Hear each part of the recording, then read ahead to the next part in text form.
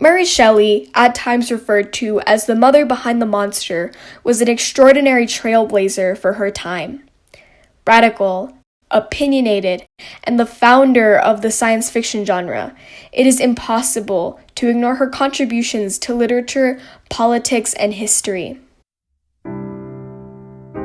Born the 30th of August, 1797, to William Goodwin and Mary Wollstonecraft, Mary already had an unusual and scandalous start to life.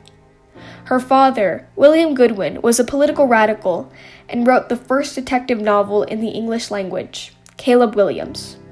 Her mother, Mary Wollstonecraft, another radical, and one of the first proto-feminists, wrote A Vindication on the Rights of Women. The influences of her parents on her are very evident and led her to develop very egalitarian political views. And although Mary's mother died 10 days after her birth, she had a tremendous influence on her.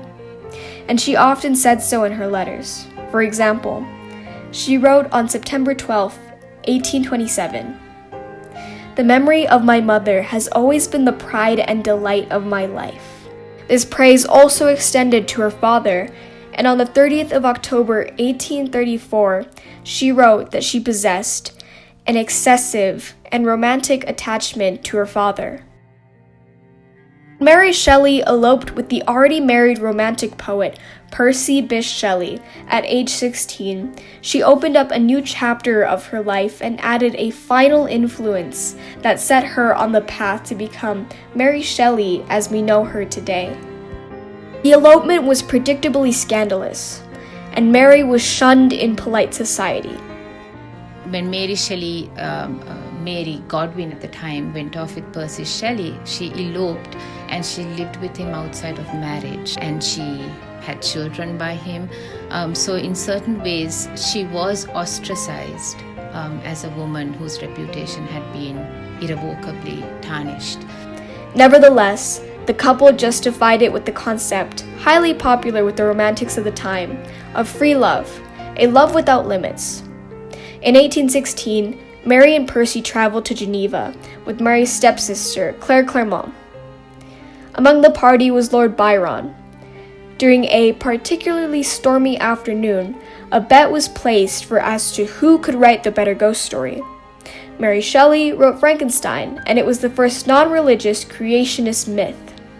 One of the things that Frankenstein doesn't do is that when it presents us with all kinds of behavior that might be considered to be morally questionable or running counter to religious teachings of the time, it doesn't actually then go on to moralize upon it, right? It doesn't go on to say, and see why this is wrong and you should avoid it.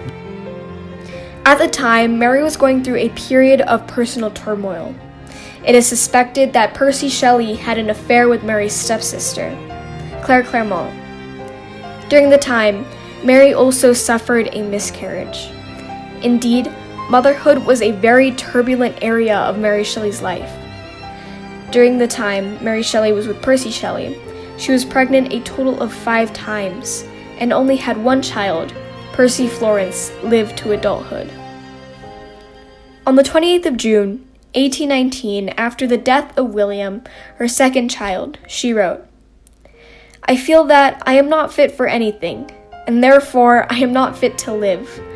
But how must that heart be molded, which would not be broken by what I have suffered?" The suffering, however, was not only hers, as Percy's first wife, Harriet, committed suicide on December 10, 1816. Percy and Mary got married soon after. The marriage ended on the 8th of July, 1822, when Percy Shelley drowned in the Bay of Spezia. Widowed at age 25, Mary Shelley turned to writing as a source of income. Like all authors, she was aware that her pieces written for monetary purposes were not as fulfilling as the ones she wrote out of creativity.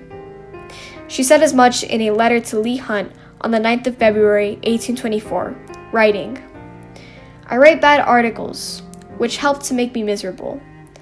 But I am going to plunge into a novel and hope that its clear water will wash off the mud of the magazines." Mary Shelley was good at supporting herself through writing. And later on in the century, you have the Bronte sisters, you have George Eliot, and you have a whole host of other Victorian writers, women writers who supported themselves. But it wasn't that common at this time. Mary did find time to write numerous quality works, her first being Monsieur Nong Tong Pa at age 11, then Frankenstein at age 19, Valprega in 1823, and Perkin Warbeck in 1830, both about opposing unlimited power and supporting democracy with strong female heroines. Mary Shelley also wrote numerous travel journals, 5 volumes of essays for Lardner's Cabinet Encyclopedia, a play called Proserpine, and Percy Shelley's posthumous poems. Writing as a woman was radical, and being a fallen woman in society, Mary had to rely on her male friends to contact her with publishers. Her life choices and her parentage gave her additional obstacles that other female authors didn't have to overcome. It didn't help that Mary didn't write romances or poetry, which were socially more acceptable choices for female authors. Many critics argued that Frankenstein was most likely written by Percy Shelley, and it was hard for Mary Shelley to receive credit for her work. Mary Shelley also broke the conventions politically. She documented her support for public uprisings all over Europe and wrote on the 24th of March, 1820, "I am so full of politics." In a letter to General Lafayette after the July Revolution, she wrote, "May England imitate France in its moderation and heroism." In a letter on December 30th, 1830, she wrote, "The people will be redressed. Will the aristocrats sacrifice enough to tranquilize them? If they will not, we must be revolutionized." Additionally, she expressed support for the Reform Bill, and in 1834, she sat in Parliament to hear debates on laws about the Irish tithe. These actions further ostracized her in society, yet they paved the way for so many women after her to do the same. At a time when not that many women were actually writing or putting their political thoughts out there, it would be considered unusual. But it was something that was beginning to flourish. This pales in comparison to perhaps the most radical thing Mary did. In 1827, she obtained false passports and letters of introduction to French society for Isabella Robinson and her husband.